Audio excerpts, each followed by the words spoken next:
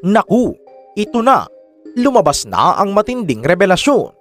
May sapat na basehan ang pulisya para sampahan ng kriminal na kaso ang 10 hanggang 11 staff ng mismong Ateneo. Mga opisyal ng Ateneo nagpanik na at nagsituruan pa. Hindi basta-basta ang ginawang paghahanap ng ebidensya ng PNP-CIDG. Nagpadala sila ng mga high-tech na kagamitan para sa investigasyon. Ayon naman sa ina ni Rene, ay may mga malalaking pasa umano sa leeg, likod, braso at binti. At ang mas lalong nagpainit sa sitwasyon, ang Ched ay nanggagalaiti na sa galit.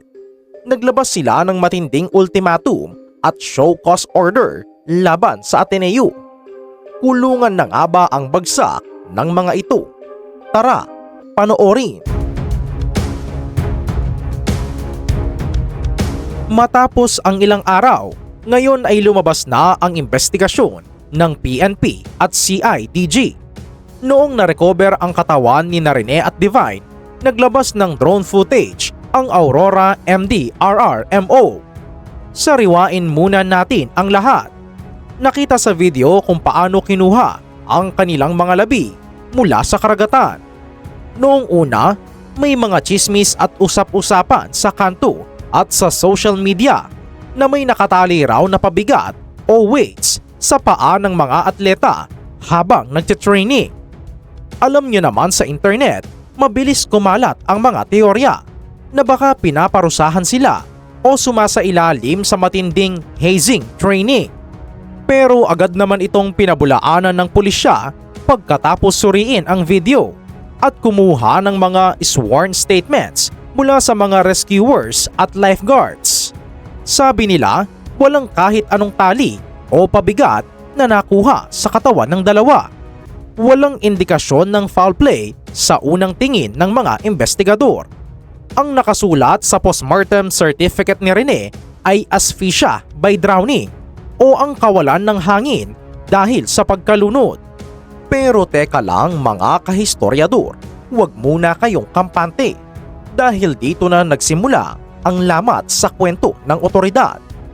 Ang mismong ina ni Rene Baterbonia nung makita ang katawan ng kanyang pinakamamahal na anak ay napansin ang mga bagay na tila hindi tugma sa simpleng pagkalunod. Sabi niya, may mga malalaking pasa sa leeg, likod, braso at binti ng kanyang anak. Kaya naman napatanong ang pamilya kung nalunod lang ang bata sa buhanginan at tubig, saan galing ang mga pasang ito? Nauntog ba sila sa mga matatalas na bato sa ilalim ng dagat habang nakikipagbuno sa malalaking alon? O may iba pang pangyayari na naganap bago sila tuluyang lumubog sa tubig? Kaya naman ito ang dahilan kung bakit hindi basta-basta tinanggap ng pamilya at ng publiko ang paliwanag na aksidente lang ang lahat. Dahil sa init ng issue at sa sigaw ng katarungan, hindi na nakatiis ang pamahalaan. Ang DILG at PNP, ayon sa kanila, kasado na ang lahat at halos tapos na ang kanilang malalimang investigasyon. Alam mo ba mga kahistoryador, hindi basta-basta ang ginawang paghahanap ng ebidensya ng PNP-CIDG. Nagpadala sila ng mga high-tech na kagamitan tulad ng sonar at 3D scanner sa mismong beach resort sa Barangay Ibis, Tipaculao, Aurora para i-reconstruct o muli nitong buuin ang nangyari sa mismong crime scene noong araw na iyon. Sinukat nila ang lalim ng tubig, ang lakas ng alon sa oras ng insidente at kung gaano kalayo ang mga biktima mula sa pampang base sa mga CCTV footages at testimonya ng mga nakakita. At dito lumabas ang matinding revelasyon.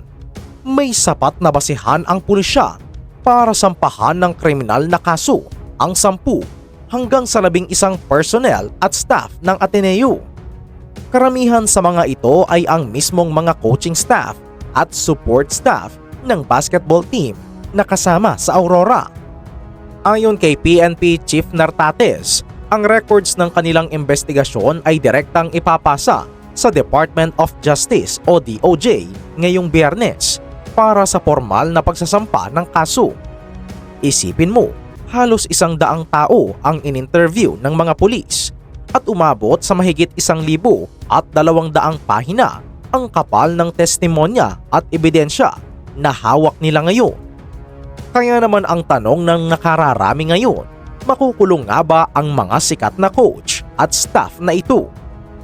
Kung mapatunayan na may reckless imprudence o kapabayaan na nagbunga ng double homicide o kaya naman ay may paglabag sa anti-hazing law dahil sa kakaibang uri ng training, siguradong mahabang taon sa loob ng malamig na rehas ang bubuin ng mga ito. Wala nang school pride dito kapag batas na ang pumasok sa eksena, mga kahistoryador. Pero dito mas lalong uminit ang sitwasyon. Alam mo ba mga kahistoryador, habang ginigisa ng CIDG ang mga sangkot, biglang nagkaroon ng turuan sa likod ng mga eksena. Ayon sa ulat ng CIDG, nung tinanong nila ang Ateneo Athletics Office tungkol sa nangyari, bigla raw silang naghugas kamay. Sinabi ng Ateneo na ang kanilang basketball program ay pinapatakbo at pinopondohan ng independent o hiwalay na MVP Sports Foundation na pinamumunuan ng kilalang bilyonaryong si Manny Pangilinan.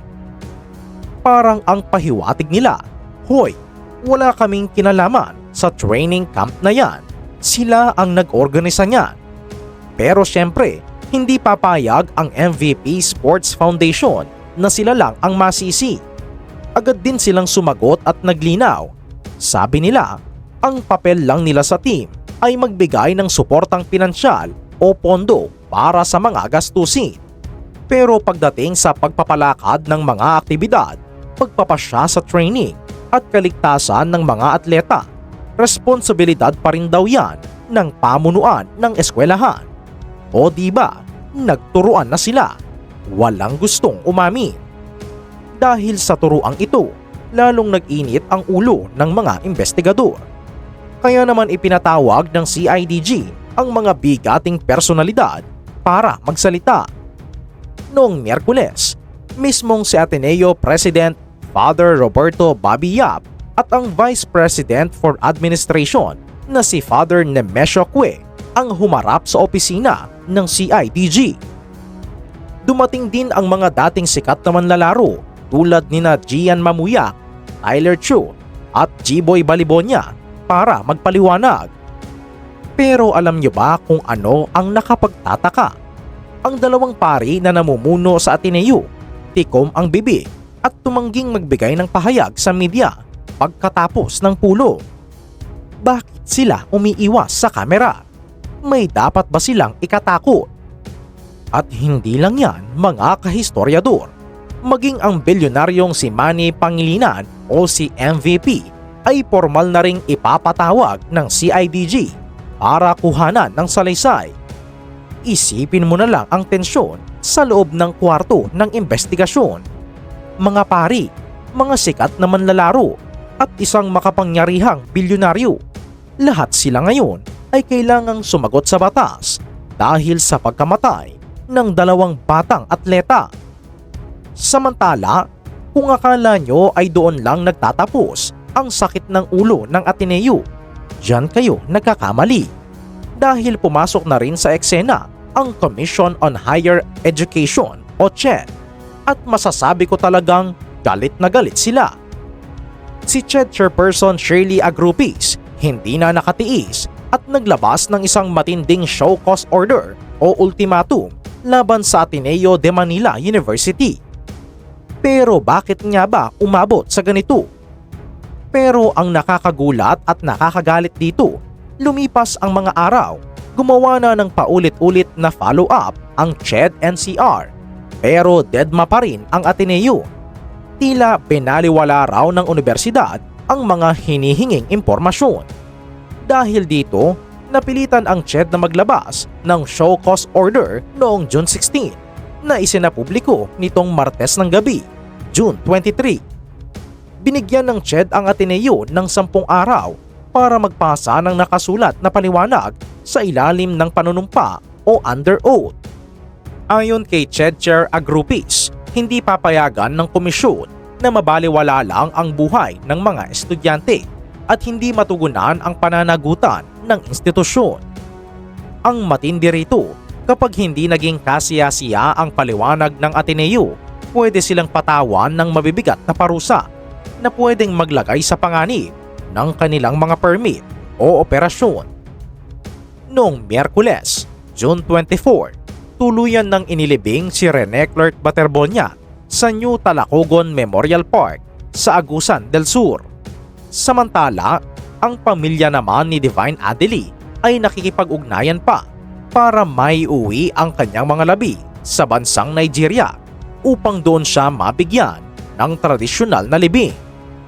Ngayon mga kahistoryador, napakalinaw ng mga pangyayari. Hindi natin pwedeng idahilan na aksidente lang ang lahat para takasan ang pananagutan. Kapag nag-organisa ka ng isang aktibidad sa labas ng eskwelahan, lalo na para sa mga atleta, ang kaligtasan nila ang dapat na numero unong prioridad. Ang buhay ng tao ay hindi isang bola ng basketball na pwedeng ipasa-pasa lang kapag nagkaroon ng turnover. Kaya naman mga kahistoryador, patuloy nating babantayan ang kasong ito. Ngayong Biyernes ang takdang araw ng pagsasampa ng kaso ng CIDG sa DOJ. Sino-sino nga ba sa 10 o 11 staff ang tuluyang makakasuhan at makukulong? Dapat bang kasuhan ang lahat ng mga coach at official ng Ateneo na kasama noong araw na iyon? Ano ang masasabi nyo dito? I-comment na yan sa ibaba para malaman din namin. Maraming salamat!